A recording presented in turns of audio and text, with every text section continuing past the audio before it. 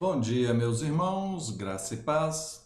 Vamos iniciar a leitura do livro de Neemias.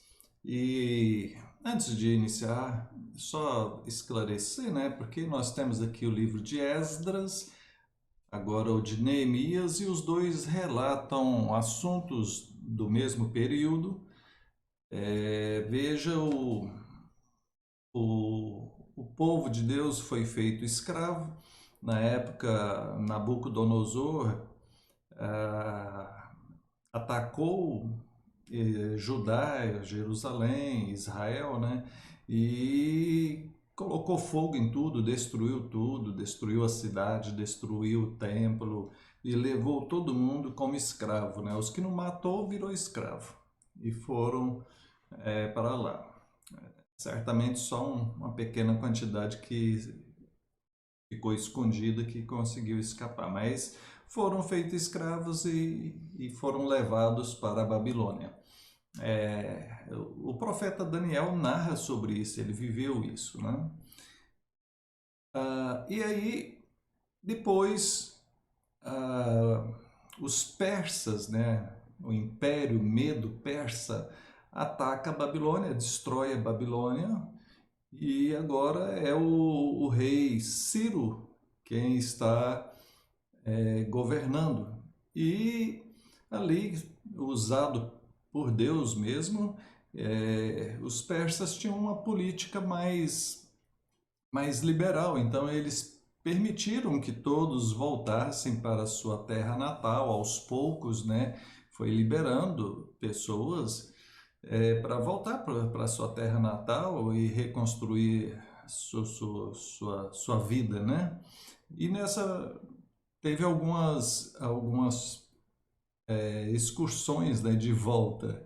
Não foi tudo de uma vez. Primeiro, uma quantidade de pessoas voltou com Zorobabel, depois uma outra quantidade de pessoa com Esdras e depois uma outra quantidade de pessoas com Neemias. Tá? Então não foi tudo de uma vez. Esdras foi, né? Nós acabamos de ler o livro de Esdras.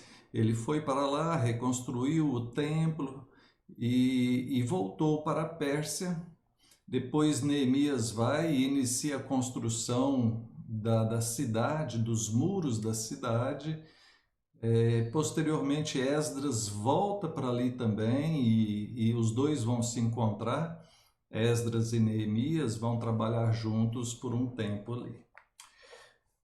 Dado então esse panorama, vamos entrar aqui no capítulo 1.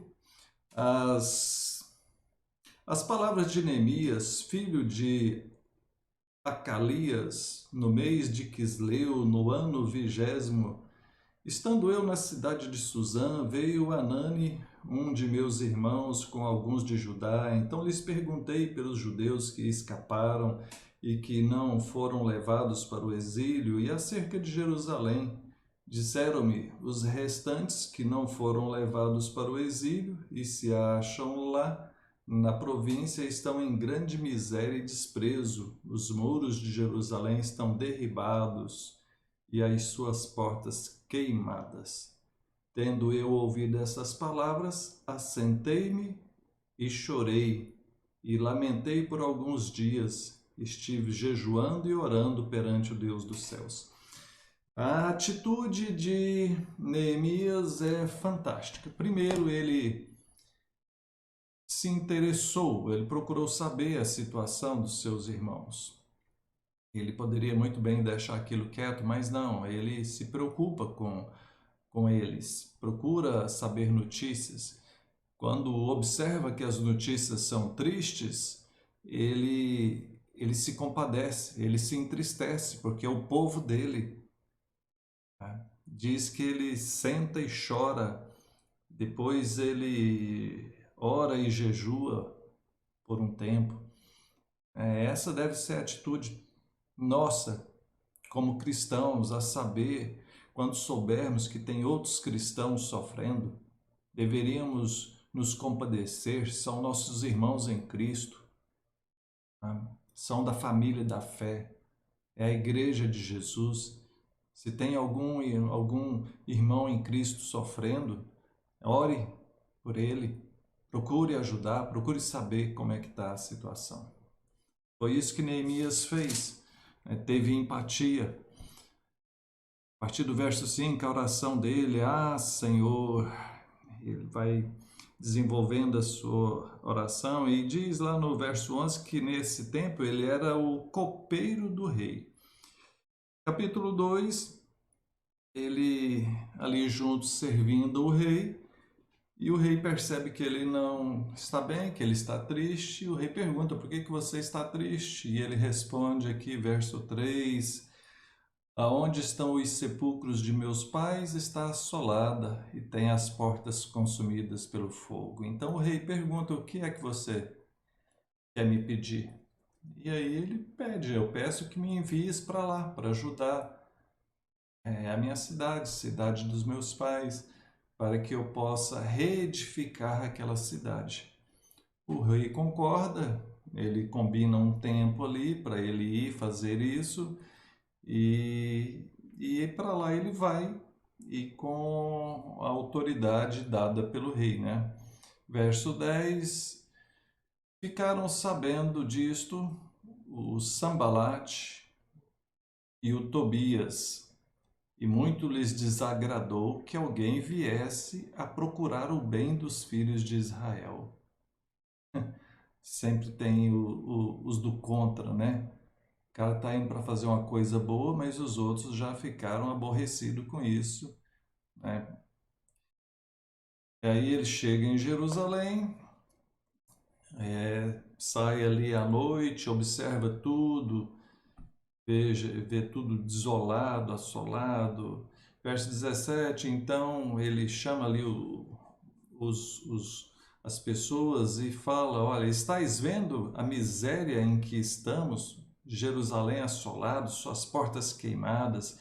Vinde, pois, reedifiquemos os muros de Jerusalém e deixemos de ser opróbrio. Vergonha, né? Deixar de passar vergonha. Isso aqui é causa da nossa vergonha, nossa cidade, nossa terra destruída desse jeito. Então ele chama eles para reconstruir aquilo.